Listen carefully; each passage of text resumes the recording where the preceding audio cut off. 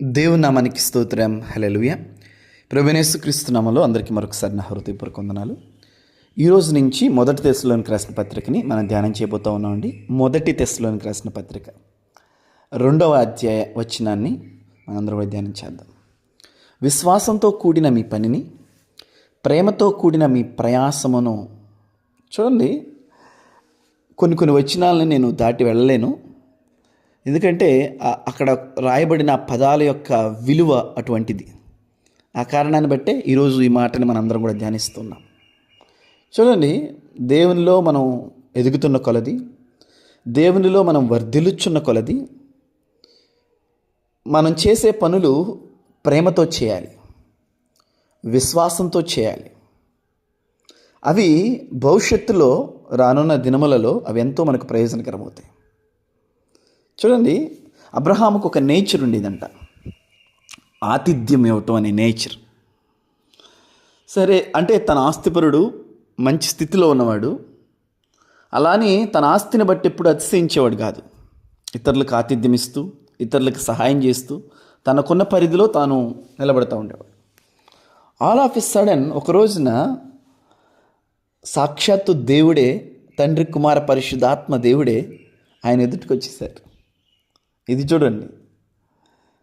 So అతనికి ఆతిథ్యం ఇవ్వాలనే లక్షణం ఉంది కాబట్టి వారిని కూడా ఇన్వైట్ చేయటం, వారిని రికగ్నైజ్ చేయటం, గుర్తించటం, మరి మంచి ఆతిథ్యాన్ని ఇవ్వటం మనం అక్కడ చూస్తూ ఉన్నాం. చూడండి, అక్కడ అందుకనే పత్రికల్లో రాస్తారు, ఆతిథ్యం ఇవ్వట మరవకుండి కొందరు తెలియకయే దేవదూతలకు ఆతిథ్యం ఇచ్చారు. ఇక్కడ పాయింట్ ఏంటంటే, మనం దేవుని నామం పేరిట ఇతరులకి హెల్ప్ చేయటం కానీ, దేవుని నామం పేరిట మనం దేవుని పనిని పూనుకోవటం కానీ. ఆతిథ్యం అంటే ఇక్కడ ఇతరులకి హెల్ప్ చేయటం మాత్రమే కాదు, సంఘంలో లేదా మనం వెళ్ళే చర్చ్లో ఒక బాధ్యత ఉంది, ఆ బాధ్యతని నిర్వర్తించటం. సో పనిలో ఇన్వాల్వ్ అవ్వటం, మనం ఎంత చేతనైనంత మట్టుకు మనం ఆ పనిలో మనం కూడా పాలిభాగస్థలం అవటం అనేది దేవుడు మనకు నేర్పుచున్న క్రమం ఇది.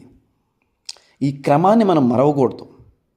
ఈ క్రమాన్ని మనం చేసేటప్పుడు రానున్న దినములలో మనకు ఒక గొప్ప దీవెన ఉంటుంది అనే ఒక నిశ్చయతతో మనం ఈ పనిని చేయాలి. నాకు ఇప్పటికీ బాగా గుర్తు, ఇది 2026 2009లో వైజాగ్లో మీటింగ్ చేస్తూ ఉన్నాం. రోజుకి కనీసం ఒక 20 కిలోమీటర్లన్నా 25 కిలోమీటర్లన్నా ఈజీగా నడిచేవాళ్ళం. అవన్నీ కొండ ప్రాంతాలు, ఎక్కటం దిగటం.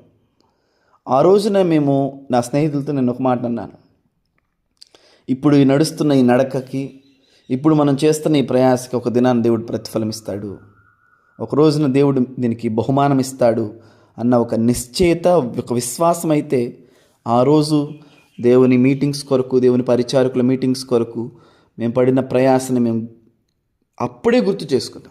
దానికి తగ్గట్లుగా దేవుడు అనేకమైన ద్వారాలు, దీవెనలు కుటుంబాల్లో, జీవితాల్లో అనుగ్రహిస్తూనే ఉన్నాడు.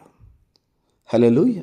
అంటే మనం చేసే ఏ పనైనా సనగకుండా చేయాలి, సణుగులు సంశయాలు ఉండకూడదు, విశ్వాసంతో చేయాలి. రేపు భవిష్యత్తులో దేవుడు నన్ను దీవిస్తాడు, ఈ పనిని బట్టి, నేను చేస్తున్న ఈ క్రియని బట్టి దేవుడు నన్ను దీవిస్తాడు.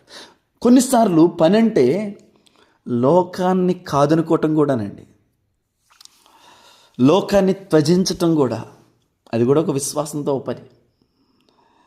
లోకాన్ని త్యజించటం. అబ్రహాం ఏమి లోతులాగా వెళ్ళిపోయి అరుగుల మీదకి వెళ్ళి కూర్చోడు. ఎందుకని అబ్రహాం బయటికి రావు, ఎందుకు నువ్వు అంటే, అదొక పని అంతే. విశ్వాసంతో నేను లోకులతో కలవను.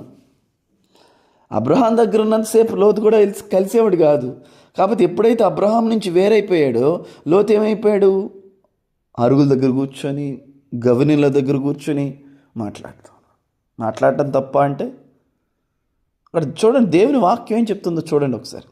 విశ్వాసంతో కూడిన పని, నేను ఇలా చేయటం మంచిది కాదు, నేను ఇలా చేయటం వల్ల నాకే ప్రయోజనం కలగదు అని విశ్వాసంతో కూడిన పనులు చేయాలి. ప్రేమతో కూడిన ప్రయాసన అంటున్నాడు అక్కడ. పరిశుద్ధులకు ఆతిథ్యం ఇచ్చే విషయం కానీ, పరిశుద్ధుల్ని చేర్చుకునే విషయంలో కానీ, ఇతరులని సంఘంలో బాధ్యతలు నిర్వర్తించే విషయంలో కానీ, ఇలా అన్ని విషయాలు ఇది దేవుని పని అని మనం చేసే ప్రతి దానికి దేవుడు ప్రతిఫలం ఇస్తాడండి. అలాంటి విషయాలు మనం తొందరగా ముందుండాలి, పూనుకోవాలి. ఆమేన్. God bless you. దేవుడి మాటలు వినికిలు దీవించును గాక.